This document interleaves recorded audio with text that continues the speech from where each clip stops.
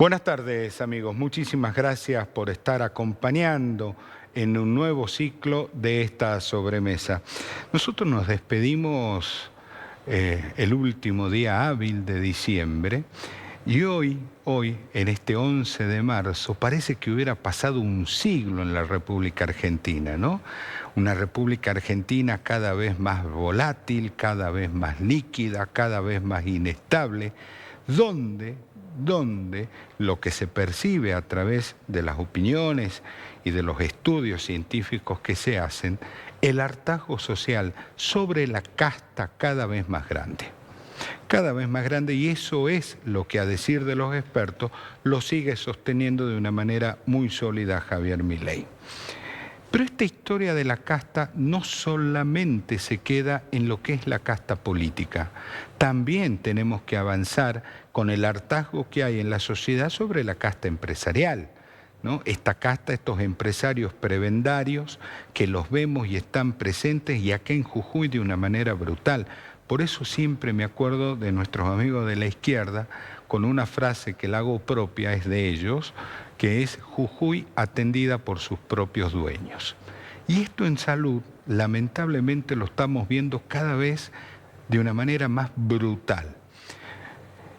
El día viernes recibimos un mensaje en la radio donde un médico nos decían: acabamos de tomar la decisión de salir a la calle. El equipo de salud del Hospital Pablo Soria salía a la calle.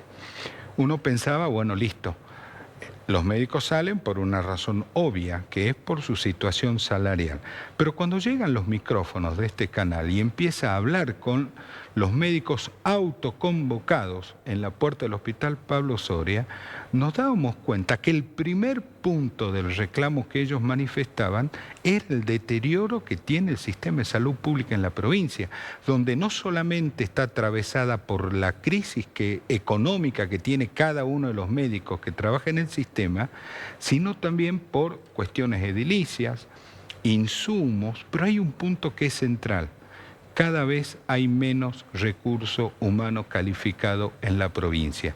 Y esto tiene que ver, obviamente, como primer punto, por la cuestión salarial y después las condiciones de trabajo que son absolutamente paupérrimas. El viernes a la tarde hablábamos con la doctora Manero y ella nos decía que es la única especialista que tiene la provincia de Jujuy en su rama. Creo que es la hematología, sí, después me van a corregir. Pero ¿cómo es posible que haya una sola? Y esto tiene que ver con todo lo que conversábamos recién. Gasto enterólogos, ¿cuántos tenemos en la provincia? Acá en la ciudad no más de 5. Algo está mal. Algo está mal. Y el problema es que este deterioro se viene experimentando de una manera bestial en los últimos 8 años. Esto también forma parte de la pesada herencia recibida que Sadir y Berni van a tener que resolver de alguna manera. Una de las maneras es metiendo la mano en el bolsillo y sacando dinero. Y la otra manera es poniendo los patitos en fila a quien le deben poner los patitos en fila, decir: señores, basta de negocios y empecemos a hablar de salud pública. Estos son los temas que vamos a conversar, pero fundamentalmente la cuestión económica. Nos van a acompañar 2 referentes del personal autoconvocado. Me estoy refiriendo al doctor Alfredo Pereira Rosas y al doctor Gerardo Lamas. 30 segundos y estamos con ellos.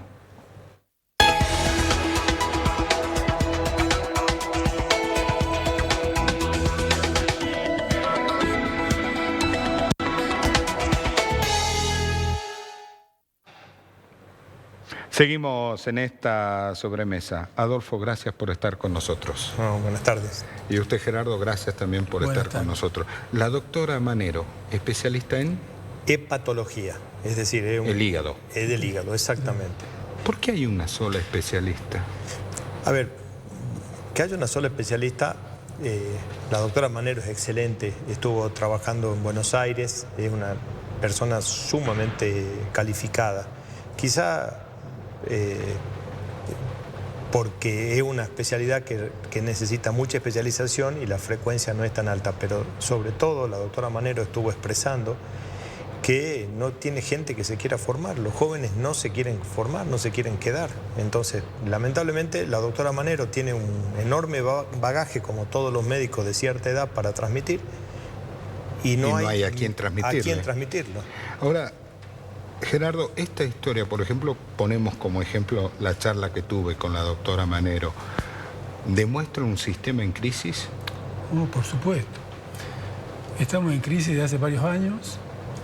Creo que el principal problema de nuestra crisis es la falta de renovación del personal médico. Cada vez estamos más viejos de lo que estamos desde antes. Desde luego que en algún momento nos vamos. Y no hubo una política de renovación del cuerpo médico capacitado.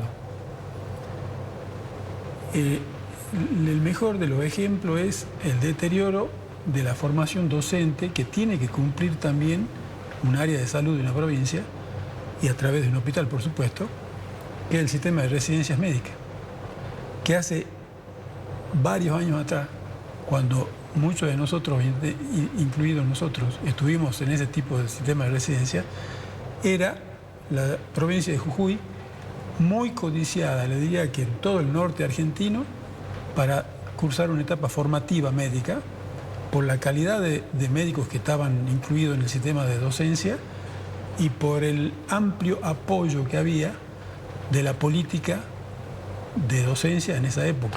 Pero esto tiene que ver con una política sanitaria. Cuando se habla de política sanitaria, uno de los capítulos es formemos médicos. Desde luego. Es que efectivamente tiene que ver con una política sanitaria, porque hay que atraer a los médicos y los médicos jóvenes hoy. Hay una crisis en general nacional en cuanto a que la gente, los médicos jóvenes no ven con buenos ojos una formación en una residencia, estar muchos años haciendo un esfuerzo, haciendo guardia en un hospital.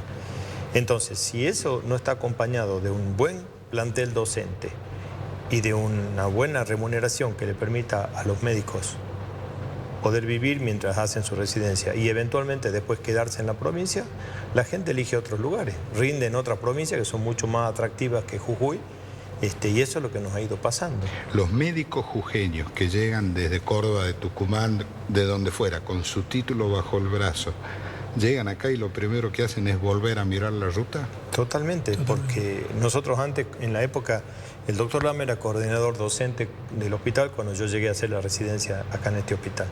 Y él se acuerda de que se inscribía 5 o 6 veces la cantidad de plazas que había. Supongamos había 5 para pediatría y había 25 inscriptos, 30 inscriptos.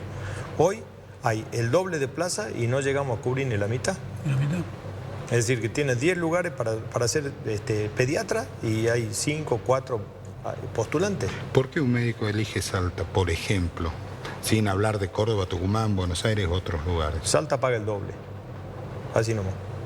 No solamente eligen Salta para formarse, eligen Salta para vivir y para trabajar. En todos los aspectos del trabajo médico, ¿no? Y en algunos aspectos para vivir acá y trabajar en Salta, que es una de las cosas que nos está pasando. O sea, un médico especialista en cirugía infantil, como es el caso suyo, ¿le conviene trabajar en un hospital de Salta y no en el Pablo Soria? Exactamente. Si yo tengo que pensar a vivir de guardia, haciendo guardia, como los médicos de guardia, los pediatras, los neonatólogos, les conviene hacer 1 hora de viaje y cobrar el doble de lo que está pagando Jujuy la hora.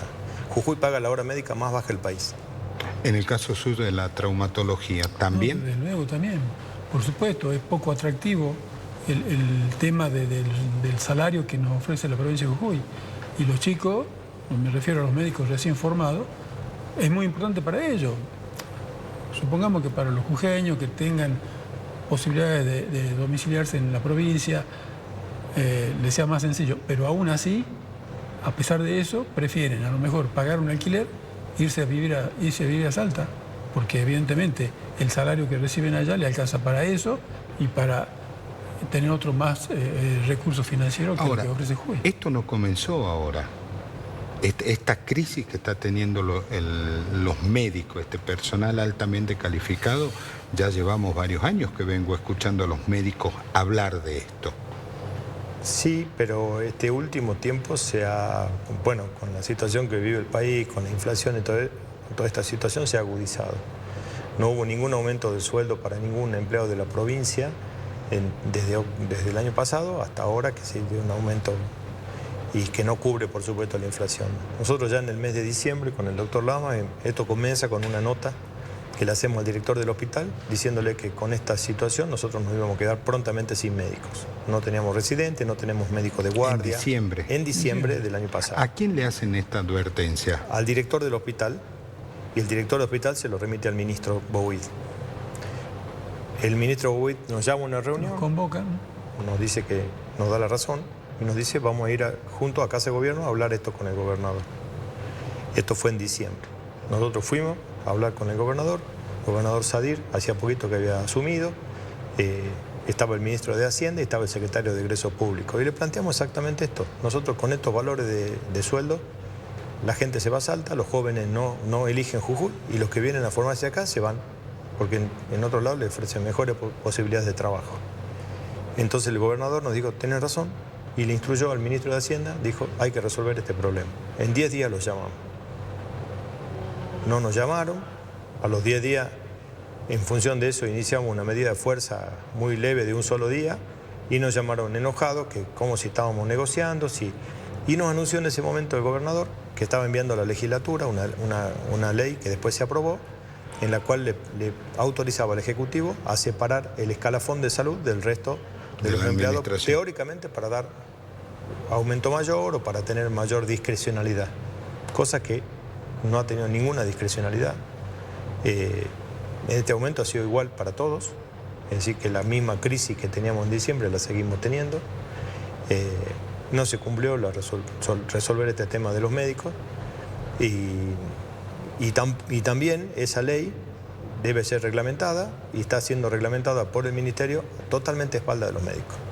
Ahora, a ver, yo esto quiero salir un poquito de la situación particular de los médicos que es tremenda, es escandalosa. Ahora, yo me pongo en el lugar de una persona que demanda algún servicio de salud. Todo esto que ustedes me acaban de explicar, ¿cómo impacta? Por ejemplo, a ver, en el hospital materno-infantil, por el volumen de consultas, hacen falta 4 médicos de guardia por día. ¿Sí? Hay épocas de temporada alta, cuando hay bronquiolitis, cuando hay 250, 300 consultas en 24 horas. Eso haría que necesitemos durante toda la semana 28 médicos. De guardia, nada más. De guardia. En la guardia, una de la guardia. La primera línea en la guardia. Nosotros tenemos 18 pediatras por eso. 10 menos de lo necesario. 10 menos. Eso hace que los que pueden hacen doble guardia. ¿Cómo es doble guardia? Dos días de guardia 48. Por semana. Claro, 48 por semana de guardia. Pero es inhumano eso. Y cuando no se puede, la guardia tiene 2 médicos nada más para cubrir toda esa necesidad. Es decir, que médicos cansados, médicos agotados y aparte la espera de la gente tiene que ser mayor. Pedro. ¿Primer nivel me contiene o no me contiene? ¿O yo termino sí o sí en el materno infantil? No, el primer nivel contiene y trabaja mucho, pero el único hospital pediátrico de la provincia es el materno infantil, cirugía infantil, solamente hay ahí, por ejemplo. Entonces todos los pacientes quirúrgicos tienen que ir al hospital. San Pedro me decía. San Pedro, ayer me contaba la colega de San Pedro, hay 3 pediatras y 3 neonatólogos para toda la semana. Es decir, que hay días que no... ¿Cómo se cubre la guardia? Y no se cubre. Lo cubren médicos generalistas que no son pediatras y cuando no hay neonatólogos los partos no se hacen. Se sube la parturienta a una ambulancia y se la trae a la maternidad. Y la trae el sistema. Pero le sale mucho más caro que... Por supuesto. Aparte el sistema tiene obstétrica, anestesista, quirófano, todo listo y no lo puede usar porque no hay neonatólogo. Y tenemos neonatólogos jujeños haciendo guardia en Salta. ¿Pasa lo mismo con traumatología? Es muy parecido. La demanda traumatológica es enorme en el hospital materno infantil, primero porque es el hospital de referencia y segundo porque, como en cualquier área de la medicina, al no ser las guardias en el interior, que podrían tener un médico traumatólogo de guardia, no tienen el hábito, no tienen la experiencia para el manejo de un traumatismo pediátrico, que no es lo mismo que un traumatismo en un adulto. Y por supuesto, muchas veces hay una derivación por cuestiones muy sencillas de resolución que lo hacen por falta de experiencia en ese sentido, por falta de capacitación en el área de pediatría, que es lo que uno desearía que suceda. Por lo menos un médico traumatólogo general en el interior de la provincia haya cursado, haya pasado un tiempo de aprendizaje, una pasantía razonable por nuestro servicio, para que tenga esa dosis de conocimiento necesaria para no realizar una derivación muy liviana, de una patología muy sencilla, que se ahorra muchos recursos, por supuesto, para el Estado. Entonces, a pesar de eso, la solución está en el subir a la ambulancia al paciente y trasladarlo al hospital. Por lo que ustedes me explican, esto no se soluciona solamente aumentando a niveles razonables los salarios médicos. Me parece que el problema es muchísimo más complejo. Es mucho más complejo y de más largo plazo, pero empieza mejorando. Hoy renunció una psiquiatra del hospital por razones económicas. Es decir, el sueldo del hospital, para la cantidad de horas y esfuerzo que le significaba, no necesitaba más dinero, no le alcanzaba, y como tiene muchos pacientes en el ámbito privado. Entonces, a los otros psiquiatras que quedaron en el hospital, ¿cómo se los recarga? Que tenemos una más. Esta era la otra psiquiatra, la única psiquiatra que está formada como psiquiatra infantil, renunció al hospital y para dedicarse al ámbito privado. Y usted, o sea, hoy no tienen. Y mire la problemática de salud mental que tenemos. Los suicidios en adolescentes, los problemas que tenemos, eso todo lo atendía la psiquiatra. Entonces, por la cantidad de horas y esfuerzo que le significaba el hospital, con el sueldo que le pagaba, renunció. Hoy. ¿A un médico le conviene estar en un hospital o en una clínica privada y un consultorio privado? Y, por ejemplo, un médico de guardia en el hospital materno-infantil, con el último aumento de la guardia, cobra 5.000 pesos la hora. El Instituto de Seguro de Jujuy, que es la obra social más populosa que tiene la provincia, paga ese mismo valor por una sola consulta. Claro, me voy al sector privado, me estreso menos, claro, estoy las horas que tengo ganas de estar. Exactamente, tiene que dormir en el hospital, tiene que dejar su vida externa, es decir, de estar de guardia, de estar en el hospital viviendo. Dormir en el hospital, fuera de su casa. ¿Ustedes notan que se ha incrementado la demanda en los hospitales, en el sistema público? Yo no tengo números, pero sí se ha incrementado la demanda, y a veces también se ha incrementado la gravedad de los pacientes que estamos viendo en el hospital. ¿Cómo la gravedad? Sí, son pacientes que, por ejemplo, llegan con abdomen agudo muy avanzado, por ejemplo, apendicitis, no, casi todos son peritonitis, es decir, en ese sentido son pacientes más graves que para ser atendidos. ¿Y esto a qué se debe, según su falta de experiencia? diagnóstico precoz. Claro. Porque la gente no va al médico cuando tiene que ir. Puede ser que vaya y no encuentre un lugar donde se encuentre la experiencia médica necesaria para valorar y tomar una decisión médica. Hay pacientes que están dando vuelta varios días, ambulatoriamente, polimedicados. Automedicados también. Sí, polimedicados, es decir, que ve un médico, le da una cosa, ve otro médico, le da otra cosa, y cuando el cuadro evoluciona y evoluciona, llega al hospital en paupérrimas condiciones. Tenemos chicos internados, pero... Esto es lo que dice el doctor Lamas. Nosotros hicimos un trabajo científico demostrando esta situación, donde gran cantidad de pacientes habían concurrido a diferentes lugares, han sido polimedicados, y el diagnóstico de abdomen agudo quirúrgico, es decir, de apendicitis, fue tardío. Y se operaron peritonitis por esta cuestión. Donde en peritonitis ya ponemos en riesgo la vida del paciente. Por supuesto, tiene mayor morbilidad, es decir, más posibilidad de que se complique, y más días de estadía en el hospital, mayor cantidad de antibióticos, es decir, toda una suma de recursos. Y que al sistema le cuesta mucho más. Exactamente. ¿Cómo se soluciona esto? ¿Ustedes tienen algún plan para empezar a solucionar esto? Bueno, nosotros somos simplemente un par de médicos autoconvocados que empezamos a hacer una nota. Realizamos el descontento general, digamos. Somos un poco la voz batiente del sistema, que los chicos jóvenes por ahí, por una cuestión u otra, no tienen el ánimo de mostrarse y de presentar la problemática. Y bueno, estamos... ¿Vale la pena dar batalla? Lo digo en el mejor de los sentidos, sí. ¿no? Sí. No pensando en nosotros, por supuesto. Pensando en la comunidad en general, ¿no es cierto? Y los chicos en particular, que bueno... Y esta pregunta era, porque muchas veces uno cuando no es escuchado del otro lado y parece que hablara contra a las paredes, muchas veces, bueno, listo, ya está. A ver, yo me acuerdo en la época de la pandemia, el esfuerzo que hizo el área de salud. Sí, por supuesto. Cómo nos ponderaban.